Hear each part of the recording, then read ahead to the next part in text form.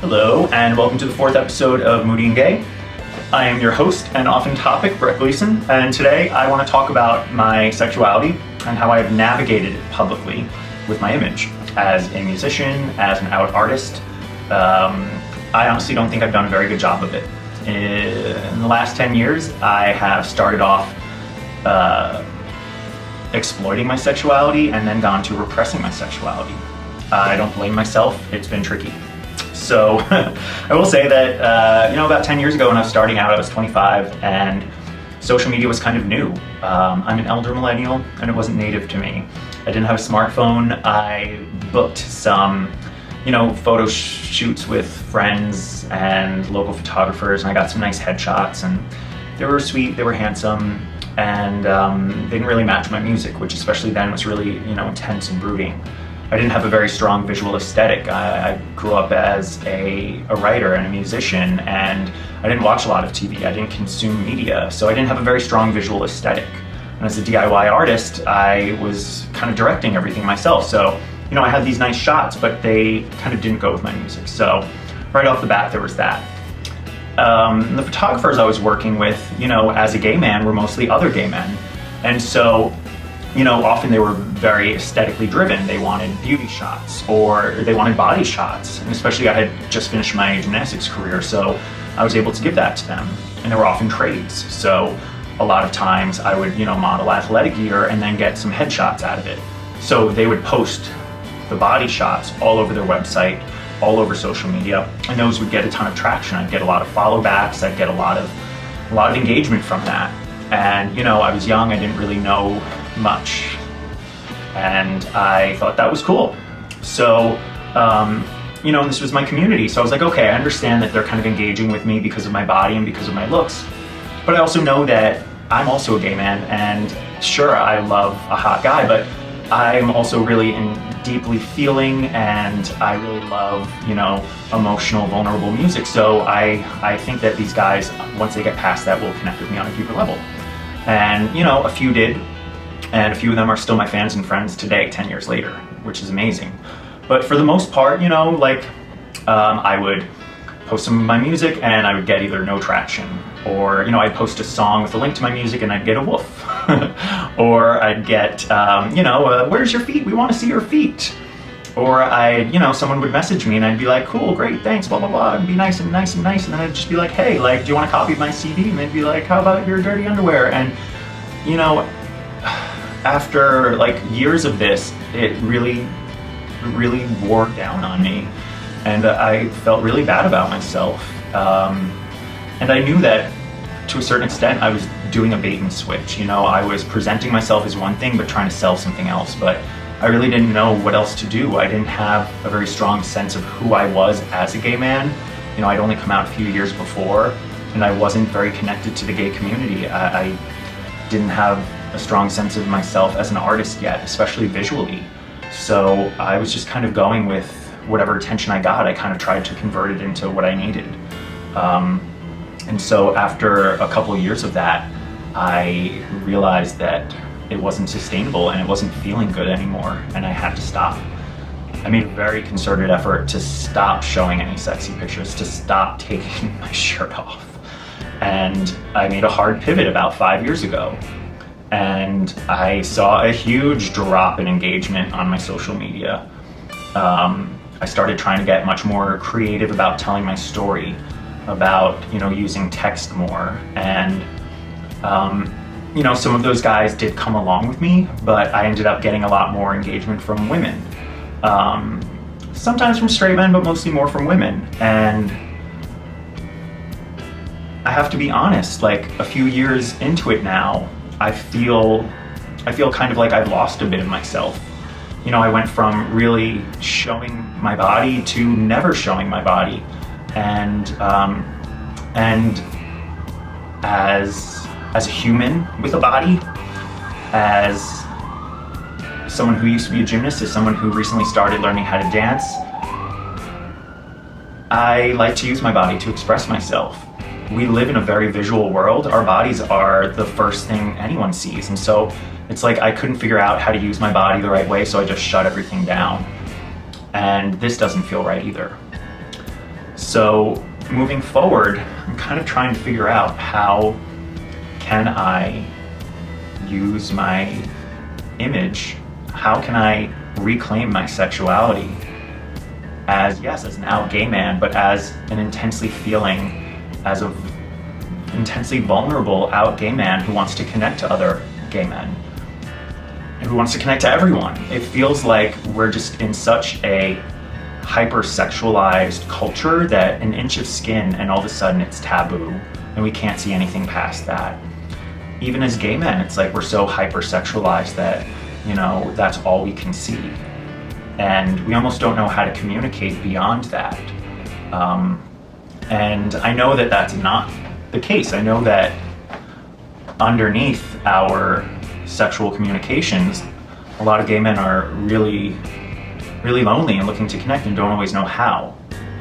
So I'm still very much an out gay artist, and I still very much want to connect with my community, but I'm very scared to do it with any sort of sexuality combined, because I've found that it very much distracts from my purpose, and it very much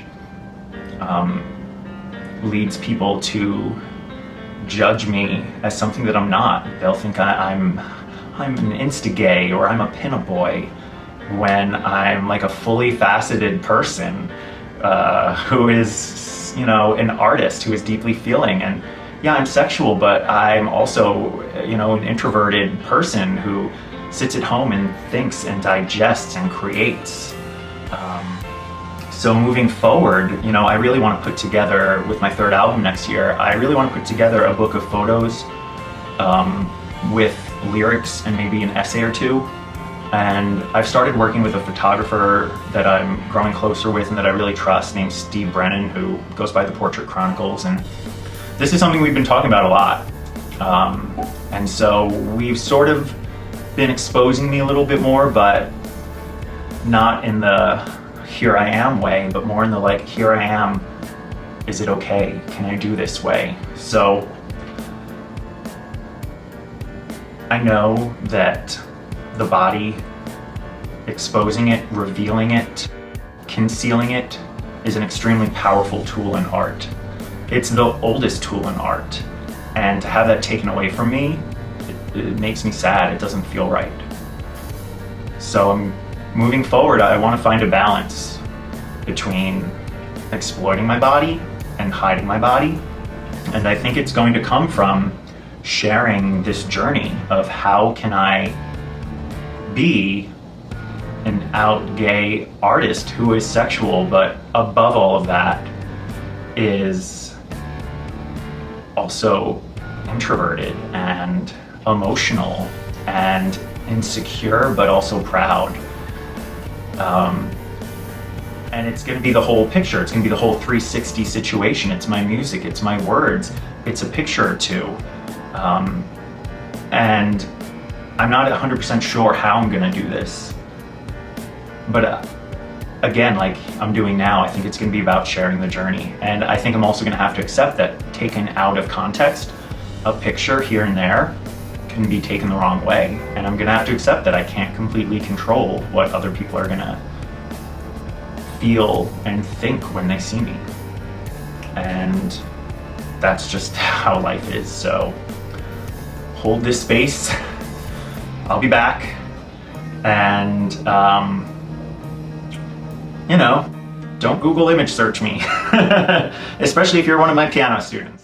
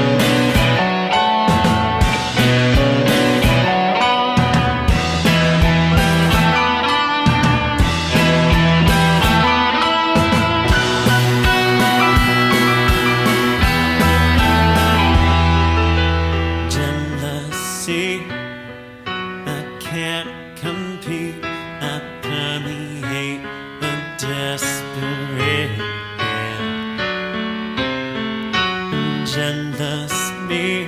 I had